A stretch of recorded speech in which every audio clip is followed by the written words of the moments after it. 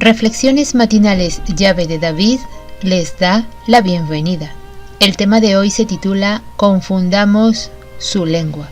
El texto a meditar lo encontramos en Génesis 11:9 que dice: Por esto fue llamado el nombre de ella Babel, porque allí confundió Yahweh el lenguaje de toda la tierra, y desde allí los esparció sobre la faz de toda la tierra. Yahweh no quería destruir otra vez la humanidad. La maldad no había llegado todavía a los límites que alcanzó antes del diluvio, y Yahweh decidió reprimirla antes que alcanzara otra vez ese punto. Al confundir su idioma y obligarlos así a separarse, Yahweh tenía el propósito de impedir una acción futura unida. Cada uno de los grupos podría todavía seguir una conducta impía, pero la división de la sociedad en muchos grupos impediría una oposición concertada contra Yahweh. Adelantada la construcción de la Torre de Babel, el pueblo se regocijaba en su éxito, loaba a dioses de oro y plata, y se obstinaba contra el soberano del cielo y la tierra. De repente, la obra que había estado avanzando tan prósperamente fue interrumpida. Fueron enviados ángeles para anular los propósitos de los edificadores. La torre había alcanzado una gran altura, y al pasar los mensajes de uno a otro, el lenguaje se les confundía de modo que nadie podía entenderse el habla de su compañero. Esto produjo confusión y consternación. Toda la obra se detuvo. No había armonía ni cooperación. Los edificadores no podían explicarse aquella tremenda confusión. Su unión terminó en lucha y en derramamiento de sangre. Hasta esa época, todos los hombres habían hablado el mismo idioma. Ahora, los que podían entenderse se reunieron en grupos, y unos tomaron un camino y otros otro camino. Así, los esparció Yahweh desde allí sobre la faz de toda la tierra.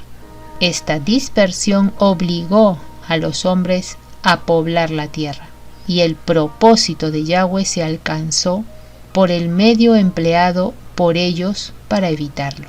Los constructores de la Torre de Babel habían manifestado un espíritu de murmuración contra Yahweh.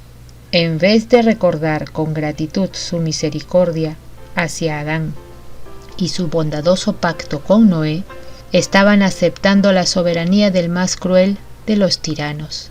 Satanás trató de acarrear menosprecio sobre las ofrendas expiatorias que prefiguraban la muerte del Mesías. Y a medida que la mente de los hombres iba entebreneciéndose con la idolatría, los indujo a falsificar estas ofrendas y a sacrificar sus propios hijos sobre los altares de sus dioses. A medida que los hombres se alejaban de Yahweh, los atributos divinos, la justicia, la pureza y el amor, fueron reemplazados por la opresión, la violencia y la brutalidad. Lo que los hombres no habían estado dispuestos a hacer voluntariamente y en condiciones favorables, se vieron ahora obligados a hacer debido a la necesidad. La incapacidad de entender el uno el idioma del otro los llevó a incomprensiones, desconfianzas y divisiones. Los que podían entenderse entre sí formaron pequeñas comunidades. Los edificadores de Babel fueron esparcidos ampliamente y los planes de los constructores de la torre terminaron en vergüenza y derrota. El monumento de su orgullo sirvió para conmemorar su locura. Pero los hombres siguen hoy el mismo sendero, confiando en sí mismos y rechazando la ley de Yahweh. Es el principio que Satanás trató de practicar en el cielo, el mismo que siguió Caín al presentar su ofrenda. Hay constructores de torres en nuestros días. Los incrédulos formulan sus teorías sobre supuestas deducciones de la ciencia y rechazan la palabra revelada de Yahweh. Pretenden juzgar el gobierno moral de Dios. Desprecian su ley y se jactan de la suficiencia de la razón humana. Y porque no se ejecuta luego sentencia sobre la mala obra, el corazón de los hijos de los hombres está en ellos lleno para hacer mal. Nunca se completó la torre que había de llegar hasta el cielo, y desde allí los esparció sobre la faz de toda la tierra.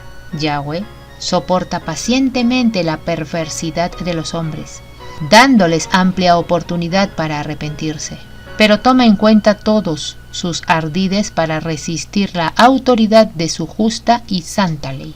De vez en cuando, la mano invisible que empuñaba el centro del gobierno se extiende para reprimir la iniquidad.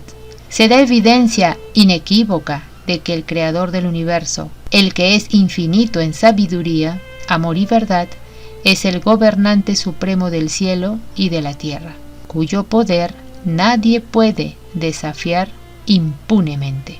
Apreciados oyentes, que Yahweh nos bendiga. Hasta mañana.